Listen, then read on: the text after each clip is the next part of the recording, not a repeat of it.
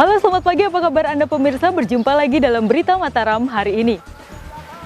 Sejumlah berita penting dan menarik lainnya telah kami siapkan untuk Anda dan berikut di antaranya. Sejumlah pedagang di pasar tradisional Renteng Praya, Lombok Tengah masih belum disiplin menjalankan protokol kesehatan sesuai anjuran di masa pandemi COVID-19 saat ini. Kelompok masyarakat pemerhati sosial mendorong pemerintah daerah Kabupaten Lombok Utara untuk mengoptimalkan keterbukaan informasi publik dalam pengelolaan anggaran daerah. Tahap penyaluran bantuan langsung tunai tahap 2 untuk masyarakat terdampak COVID di Kabupaten Lombok Barat mulai dilakukan pihak desa. Bersama saya Hulda Ramatia, inilah Berita Mataram selengkapnya. Sejumlah pedagang di pasar tradisional Renteng Praya, Lombok Tengah masih belum disiplin menjalankan protokol kesehatan sesuai anjuran di masa pandemi COVID-19 saat ini. Selain mengabaikan anjuran menjaga jarak, sebagian besar pedagang juga tidak mengenakan masker saat melayani pembeli. Memasuki tatanan kehidupan normal baru, aktivitas sosial masyarakat mulai terlihat normal di sejumlah daerah. Di Kabupaten Lombok Tengah misalnya, pasar tradisional Renteng Praya menjadi lokasi yang paling ramai didatangi warga dalam beberapa pekan terakhir. Namun ironisnya, aktivitas transaksi jual beli di dalam pasar terlihat mengabaikan penerapan protokol kesehatan karena para pedagang dan pengunjung sebagian besar tidak menggunakan masker dan mengabaikan jarak yang dianjurkan. Meski demikian, pemerintah daerah tetap mengklaim kalau pasar tradisional Renteng telah menerapkan standar protokol kesehatan sesuai arahan dan di bawah pengawasan tim gugus tugas COVID Kabupaten. Ada yang saya punya Niki. Ya pernah, tapi tidak saya pakai Niki Bu. Dompet tapi tidak saya pakai sekarang. Yang hari saya pakai aja, makanya saya sedia di sini. Kalau pasar harian dia tetap jalan, tetapi harus tetap mengacu pada protokol COVID kan gitu. Pasar harian. Nah, pasar mingguan yang ditutup. Meski menunjukkan tren penurunan dalam sepekan terakhir, namun jika himbauan protokol kesehatan dan langkah pengawasan kembali diabaikan dalam aktivitas sosial masyarakat, maka tidak menutup kemungkinan penyebaran COVID akan kembali meningkat di tengah masyarakat. Dari Kabupaten Lombok Tengah, Lukmanul Hakim, Tim Liputan, melaporkan. Memasuki masa normal baru, aktivitas pasar ternak mulai dibuka oleh pemerintah daerah Kabupaten Lombok Timur dengan penerapan standar protokol kesehatan pencegahan COVID. Namun meski telah diingatkan, para pengunjung pasar sebagian besar masih tidak disiplin mematuhi protokol kesehatan serta tidak mematuhi himbauan memakai masker dan menjaga jarak. Langkah penormalan kembali aktivitas masyarakat mulai dilakukan dengan dibukanya sejumlah fasilitas sosial di daerah. Di Kabupaten Lombok Timur, aktivitas jual beli hewan di pasar ternak Mas Bage mulai dibuka dengan penerapan standar protokol kesehatan pencegahan COVID. Bagi para pengunjung, pihak pengelola mewajibkan pengecekan suhu tubuh dan mengenakan masker, serta mencuci tangan sebelum memasuki pasar hewan. Namun meski telah dihimbau, sebagian besar pengunjung tidak mengindahkan himbauan tersebut dan tetap berkerumun tanpa menjaga jarak serta tidak memakai masker seperti yang dianjurkan. Terkait kondisi tersebut, pihak pengelola pasar mengaku tidak bisa berbuat banyak dan akan melakukan koordinasi dengan pemerintah daerah untuk tetap membuka atau memilih menutup kembali pasar ternak karena cukup rawan menjadi lokasi penyebaran COVID. Di samping pemeriksaan suhu, wajib masker, sering mencuci tangan, dan menjaga jarak. Nah, itu yang sering kita, kala melakukan transaksi, kita juga mengontrol untuk menjaga jaraknya, untuk menghindari penularan COVID-19 ini. Berdasarkan data dari pihak pengelola, sejak dibukanya pasar ternak sepekan terakhir, jumlah pengunjung pasar hewan saat ini terpantau menurun hingga 30% dari kondisi normal. Karena pemilik ternak banyak melakukan transaksi di rumahnya untuk menghindari keramaian. Dari Kabupaten Lombok Timur, Mutadun, Tim Liputan, melaporkan. Memasuki masa normal baru, seluruh lokasi pasar hewan di Kota Mataram mulai disterilisasi dengan penyemprotan desinfektan sebelum dibuka pada pekan ini. Langkah pembukaan kembali pasar hewan dilakukan pemerintah Kota Mataram dengan menerapkan protokol kesehatan secara ketat, memasuki tatanan normal baru setelah sempat ditutup selama 3 bulan terakhir. Pasca ditutup sejak 3 bulan lalu, rencana 2 sentral pasar hewan di Kota Mataram akan dibuka memasuki masa normal baru pada akhir pekan ini. Berbagai persiapan pun dilakukan pemerintah Kota Mataram, salah satunya dengan melakukan sterilisasi kawasan pasar dengan penyemprotan desinfektan di seluruh areal pasar. Selain melakukan sterilisasi, petugas Dinas Kesehatan juga menyiapkan sarana berupa tempat cuci tangan dan hand sanitizer di sejumlah titik lokasi pasar sebagai upaya penerapan protokol kesehatan yang dianjurkan pemerintah. Tahapan normalisasi operasional pasar hewan sendiri akan dilakukan secara bertahap oleh pemerintah kota, mulai 2 hari hingga 4 hari dalam 1 minggu, sesuai dengan hasil pemantauan kedisiplinan pedagang dan pengunjung menjalankan protokol kesehatan. Kita pertimbangkan beberapa hal. Yang pertama, permintaan masyarakat untuk segera dibuka karena sudah 3 bulan ditutup. Lalu yang kedua, kita melihat momen ini sebentar lagi Hari Raya Idul Adha. Masyarakat kita butuh ternak untuk dikurbankan. Selain menyediakan tempat cuci tangan dan hand sanitizer, aktivitas para pengunjung dan para pedagang di pasar hewan nantinya diwajibkan mengikuti protokol kesehatan dengan mengenakan masker dan menjaga jarak dengan diawasi oleh Dinas Kesehatan Kota Mataram. Dari Kota Mataram, Emi Kusuma, Tim Liputan, melaporkan. Memasuki masa normal baru, unit layanan paspor kelas 1 Mataram cabang Kabupaten Lombok Timur mulai membuka layanan pembuatan paspor untuk masyarakat sejak sepekan terakhir. Meski telah resmi dibuka, namun jumlah pemohon pembuatan paspor masih terlihat sepi karena belum normalnya aktivitas penerbangan luar negeri akibat dampak pandemi. Geliat pelayanan masyarakat memasuki tatanan normal baru mulai dilakukan sejumlah instansi di daerah. Di Kabupaten Lombok Timur, unit layanan paspor kelas 1 Mataram cabang Lotim kembali membuka layanan pembuatan paspor untuk masyarakat seperti biasa. Bagi para calon pembuat paspor, petugas menerapkan protokol ketat, mulai pengecekan suhu tubuh hingga mengatur jarak duduk dengan standar protokol kesehatan yang ditentukan dalam mencegah resiko COVID. Meski telah dibuka sejak sepekan terakhir, namun jumlah warga mengajukan pembuatan paspor terlihat masih sepi dibanding dalam kondisi normal. Hal tersebut dikarenakan belum dibukanya seluruh aktivitas penerbangan luar negeri saat ini. Dari data pihak imigrasi sendiri, saat ini jumlah pembuat paspor dalam sehari hanya mencapai 4-5 orang saja. Padahal pada hari normal petugas biasa melayani sebanyak 50 hingga 60 orang per harinya.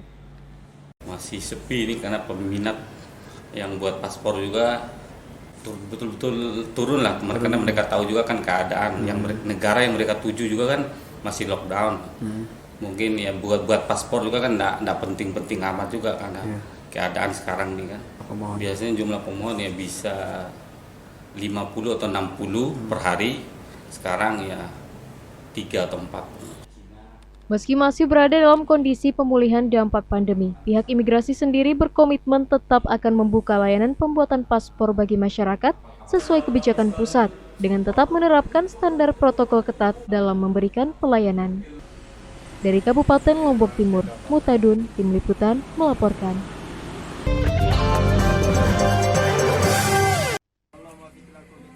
Kelompok masyarakat pemerhati sosial mendorong pemerintah daerah Kabupaten Lombok Utara untuk mengoptimalkan keterbukaan informasi publik dalam pengelolaan anggaran daerah.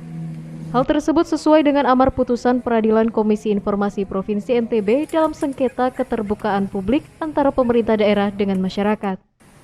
Langkah mendorong transparansi informasi publik disuarakan kelompok pemerhati sosial di Kabupaten Lombok Utara dengan mengajukan hal tersebut kepada Komisi Informasi Provinsi Nusa Tenggara Barat.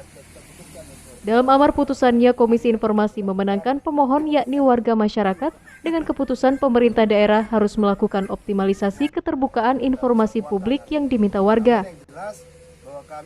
Terkait hal tersebut, perwakilan masyarakat meminta Pemda untuk mematuhi putusan tersebut sebagai langkah transparansi anggaran daerah yang selama ini belum optimal dilakukan. Selain anggaran daerah, warga juga meminta pemerintah daerah memberikan informasi akurat tentang rencana pembangunan jangka menengah daerah serta jumlah bantuan CSR di daerah. Uji sengketa informasi yang kami ajukan ke Peradilan Komisi Informasi bahwa di sini kami sebagai masyarakat itu punya hak untuk mendapatkan informasi tentang kegiatan-kegiatan daerah, pemerintah daerah. Karena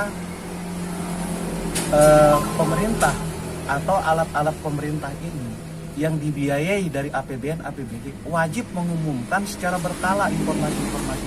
Dan 3 untuk menindaklanjuti, ya. Bagaimana penindaklanjutannya? Ya itu ada beberapa anunya. Nanti sama asisten, ya. Ya kita menyesuaikan dengan anunya apa ya keputusan daripada KAI itu ya. Tidak ada masalah. Mengikuti keputusan. Bilang perjawaban pemerintah daerah kita start loh ya. Tahapan transparansi anggaran daerah yang dituntut masyarakat sudah sepatutnya dioptimalkan oleh pemerintah daerah sesuai aturan Undang-Undang Nomor 14 Tahun 2018 dan Peraturan Presiden Nomor 61 Tahun 2010 tentang pelaksanaan Undang-Undang Nomor 14 Tahun 2018 tentang keterbukaan informasi publik agar pemerintahan bersih dapat terlaksana dengan baik. Dari Kabupaten Lombok Utara, Ahmad Sonhaji, Tim Liputan, melaporkan. Proses pemekaran puluhan desa baru untuk pemerataan ekonomi dan percepatan pembangunan di Kabupaten Lombok Utara telah diajukan dan mendapatkan respon positif dari pemerintah pusat. Berdasarkan data terakhir, sebanyak 10 desa baru di KLU telah siap dimekarkan dan memiliki administrasi desa secara mandiri berdasarkan keputusan pemerintah.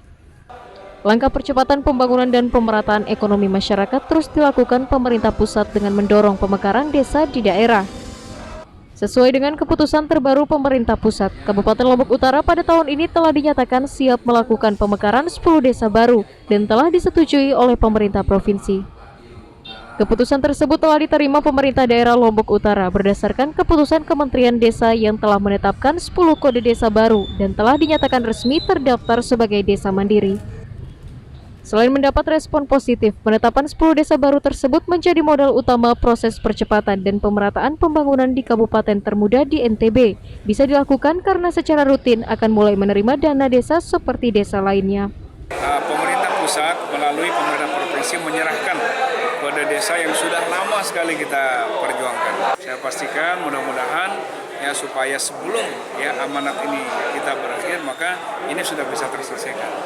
Berdasarkan data dari pemerintah daerah, sejak hampir 10 tahun dimekarkan menjadi kabupaten ke-10 di NTB, hingga saat ini di Kabupaten Lombok Utara jumlah desa yang berhasil dimekarkan mencapai 33 desa yang tersebar di 5 kecamatan.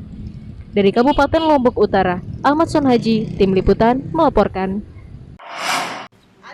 Alokasi anggaran jaring pengaman sosial untuk ribuan warga terdampak COVID di Kabupaten Lombok Barat mencapai 22 miliar rupiah yang akan disalurkan dalam 3 tahap. Tingginya alokasi JPS tersebut dikarenakan meningkatnya jumlah warga penerima manfaat yang mencapai 15.000 dari data terverifikasi sebelumnya. Langkah optimalisasi anggaran saat ini terus dilakukan pemerintah daerah untuk merealisasikan target penyaluran jaring pengaman sosial bagi ribuan warga terdampak COVID. Di Kabupaten Lombok Barat, total anggaran yang harus disiapkan Pemda mencapai angka 22 miliar yang disebabkan adanya penambahan jumlah warga penerima manfaat yang semula hanya 21.000 menjadi 36.000 orang pada penyaluran tahap 2 dan 3. Menyikapi besarnya alokasi anggaran tersebut, pemerintah daerah mengaku tidak bisa memenuhi target penyaluran JPS selama 6 bulan ke depan, seperti arahan pemerintah provinsi karena keterbatasan kas daerah.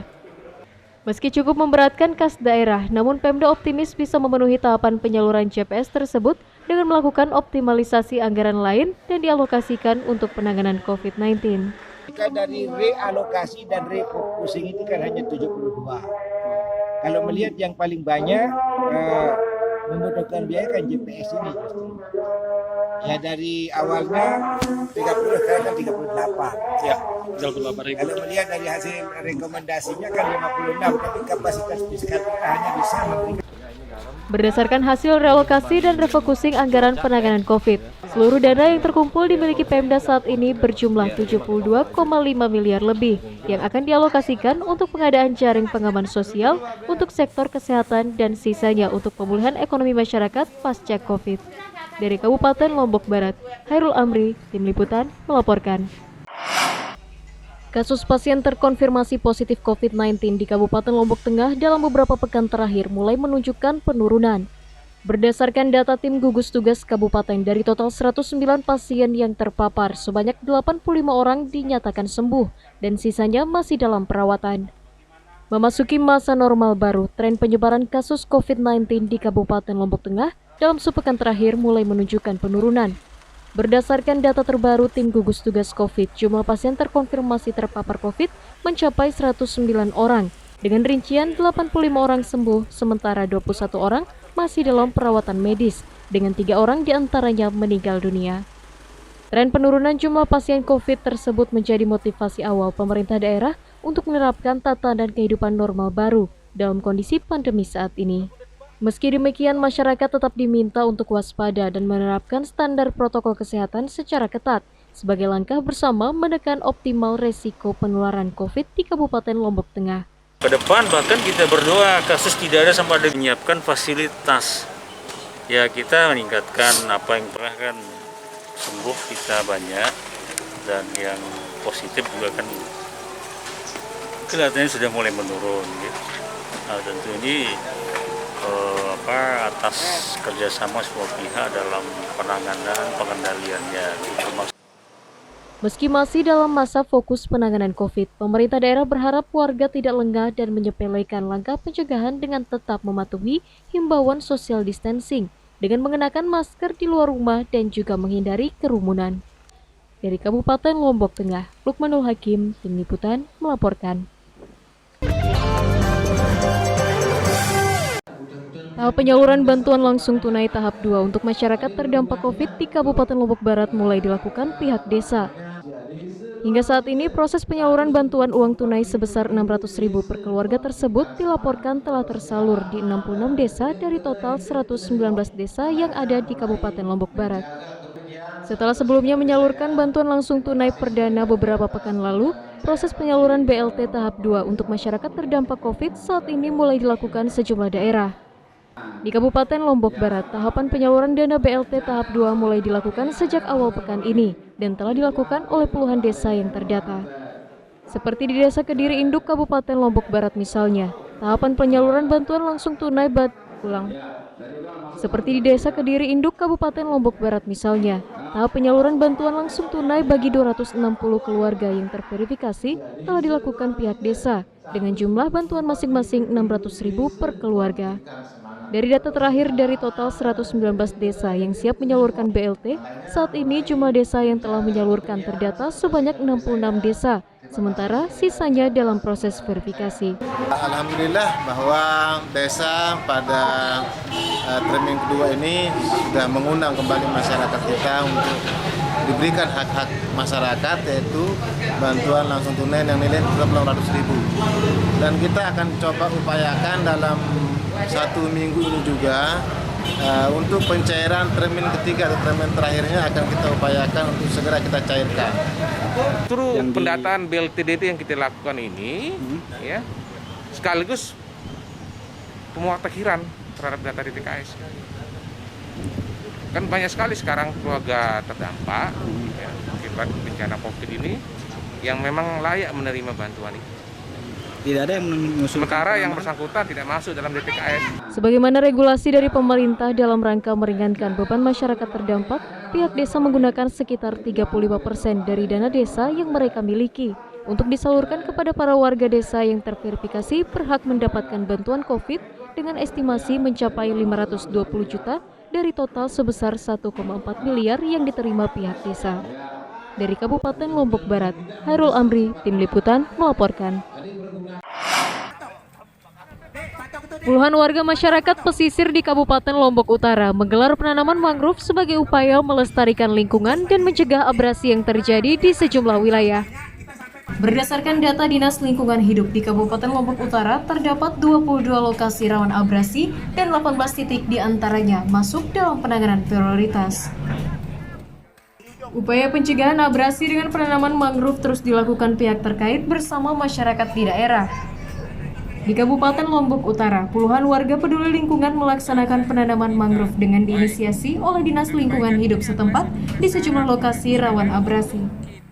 Rangkaian penanaman ribuan bibit mangrove tersebut dilakukan secara bertahap di 18 titik lokasi rawan longsor yang terpantau dan menjadi atensi pemerintah daerah. Salah satunya seperti yang dilakukan di Pantai Lempenge, Montong Pal, Kecamatan Gangga. Selain mengajak warga peduli menjaga ekosistem pesisir, tanaman mangrove diharapkan mampu menjadi gerakan bersama mencegah abrasi di Kabupaten Lombok Utara. Berdasarkan data dari Dinas Lingkungan Hidup dan Kawasan Pemukiman Lombok Utara, saat ini sebanyak 22 lokasi titik rawan abrasi dan 18 diantaranya masuk dalam skala prioritas karena kondisinya yang memprihatinkan. Mangrove ini rakyat sama sekali belum mampu memahami manfaat sesungguhnya mangrove. Hanya tahunya mangrove itu adalah tanaman pinggir pantai. Tapi dia tidak tahu bahwa ke depan mangrove juga adalah merupakan tanaman antisipasi tentang terjadinya abrasi pantai. Sebagai gerakan bersama menyelamatkan lingkungan pada tahun ini, pemerintah daerah menyiapkan sebanyak 5.420 bibit tanaman mangrove yang akan ditanami di 18 lokasi rawan abrasi di KLU dengan cara bertahap dan dilakukan selama 6 bulan lamanya. Dari Kabupaten Lombok Utara, Tim Liputan melaporkan.